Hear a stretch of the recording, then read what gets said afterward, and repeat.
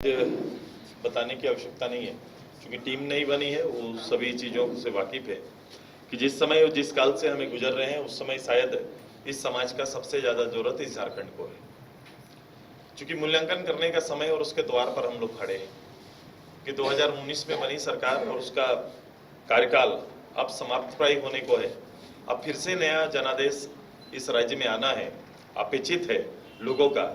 इस बीच उनके मन में, लोगों के मन में, जहन में इस 5 साल का मूल्यांकन का समय है।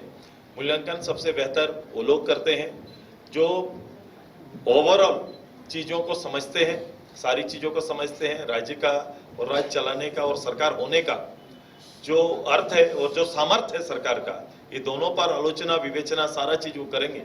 और करने के बाद समाज को एक नई दिशा देने का नाम ही बुद्धिजीवी है कि आपको समाज के अंदर में खड़ा होकर कि सरकार की गति, सरकार के उद्देश्य, सरकार का सपना, सरकार के कर्म, जो चीज अभी बीते हैं, जो समय बीता है, इसका बेहतर मूल्यांकन आप सभी लोगों को करना है। एक दल के नाते, इसका एक विपक्षी दल के नाते ये और ज्यादा आपका दायित्व बढ़ जाता है।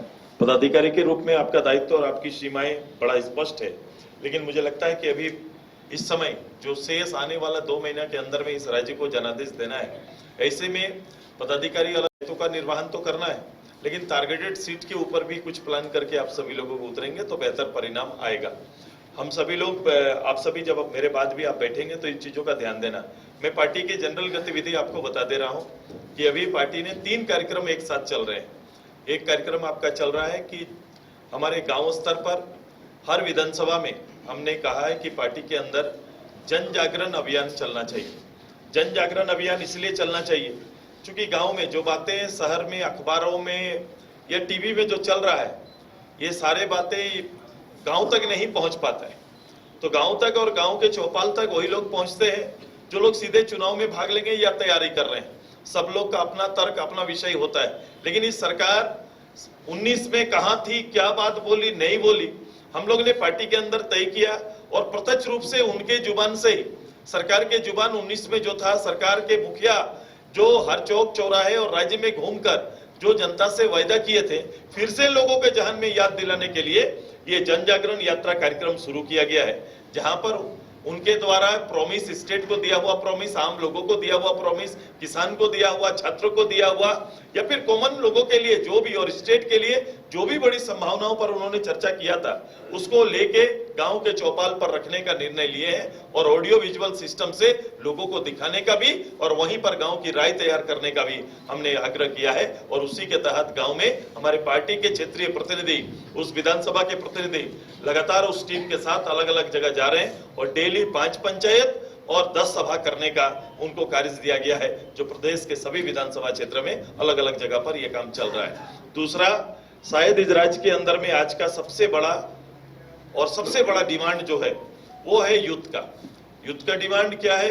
यहाँ के नौजवान क्या चाहते हैं? पढ़े लिखे नौजवान अवसर चाहते हैं या फिर बेरोजगार जो है वो हाथ में काम चाहते थे। ये सरकार जिस 5 साल जो समय हमारा निकल गया, जो लोग परीक्षा की तैयारी किए उनके लिए समय पर परीक्षा ना हो पाना, क्योंकि एक उद्देश्य के साथ पढ़ाई आगे बढ़ाते हैं, एक विषय को चुनते हैं और उसका एग्जाम समय पर ना होना निश्चित रूप से दुखदायी हो जाता है। क्योंकि वो आज के दिन में पढ़ाई में हमेशा कहता हूं, इतना महंगा विषय हो गया है, साधारण पढ़ाई तो रहा नहीं, न सरकार का कोई सपोर्ट है।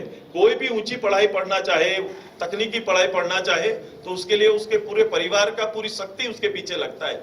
और एक परिवार, एक पिताजी पूरी शक्ति लगाकर, पूरा घर का समर्पण उसके पीछे, आर्थिक पूरी ताकत लगती है, तब जाके कोई उच्च शिक्षा प्राप्त कर सकते हैं। आज के दिन में केवल डॉक्टरेट पढ़ने के लिए आप देख लो उसकी कितनी आर्थिक जरूरत पड़ेगी, करोड़ों में ये खर्च आके खड़ा हो जाता है और किसी स्टूडेंट का समय कितना ज्यादा निकल जाता है। और इस बीच अगर उसका कोई ठोर नहीं, कोई एग्जाम्स नहीं प्रॉपर हो पाए, इंजीनियरिंग कर रहा है, MBA कर रहा है, अलग अलग साइड में काम कर रहे हैं, ITI कर रहा है, डिप्लोमा कर रहा है, या फिर हम कौशल विकास के अंदर काम कर रहे हैं, अगर कुछ भी कर रहे हैं तो हमारा कोई प्लान यूनाइज होके इस स्टेट के अंदर कहीं पर नहीं है। वो ऐसे ही घूम रहे हैं, ऐसे ही पढ़े हुए, ऐसे ही तैयारी चल रही है, जिसकी कोई जवाबदेही सरकार के पास नहीं है। तो हमको ये लगा कि पूर्व काल में सरकार अपने बेरोजगार लोगों का डाटा रखते थे। जब ये डाटा हमारा एक्सचेंज ऑफिस के माध्यम से सरकार के पास रिकॉर्ड होता था कि भाई कितने लोग बेरोजगार हैं, कितने लोगों के हाथ में काम हमने नहीं दे पाया, तो वो जाके पढ़ाई पूरा करने के बाद वो एक्सचेंज ऑफिस में नाम लिखाते थे और गवर्नमेंट कभी भी वैकेंसी निकालेगा तो मेरा कॉल आएगा, इस उम्मीद के साथ वो लोग बैठते थे। ऐसा होता भी था पहले, लेकिन आज ये परंपरा टूट चुकी है। इतना शानदार समय आ गया, इतना सुंदर तकनीक आ गया, बावजूद लोगों के साथ कनेक्शन सरकार का नहीं बना है। विभाग क्या कर रहा है मैं नहीं जानता। तो हम लोगों ने छात्र संघ और युवा इच्छुक के साथ मिलके हम लोग ने कहा कि सरकार के पास शायद डाटा नहीं है, तो राज्य के पढ़े लिखे नौजवानों का, शिक्षित बेरोजगारों का एक डाटा सरकार के पास जाना चाहिए, एक डाटा संग्रह हम लोग को करना चाहिए। तो एक डाटा संग्रह का काम हर जगह पर चल रहा है, गांव स्तर पर भी, शहर पर भी, कॉलेज छात्रावास में भी इसका काम एक चल रहा है। आप इसको और बढ़ा सकते हैं, डाटा संग्रह का काम में बुद्धिजीवी भी खुद को लगा सकते हैं, ताकि एक सही डाटा राज्य के अंदर जिनका हाथ खाली है उनका एक डाटा, पढ़े लिखे जो नौजवान हैं उनका एक डाटा सरकार के पास आ पाए।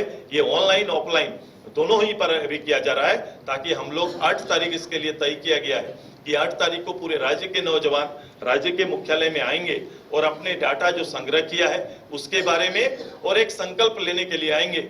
हम लोग जो वर्तमान स्थिति है इस स्थिति को आकलन मूल्यांकन करेंगे और इससे उभरने का भी केवल मैं कहता हूं कि मैं केवल आलोचना नहीं करता, मैं सरकार के पास ये केवल सूचना देने के लिए हम नहीं आएंगे कि ये परिस्थिति राज्य के अंदर है। हम आए राजनेता, ये मेरा दायित्व है कि हम इससे उभरने का, इस राज्य को दवा देने की भी तैयारी करेंगे।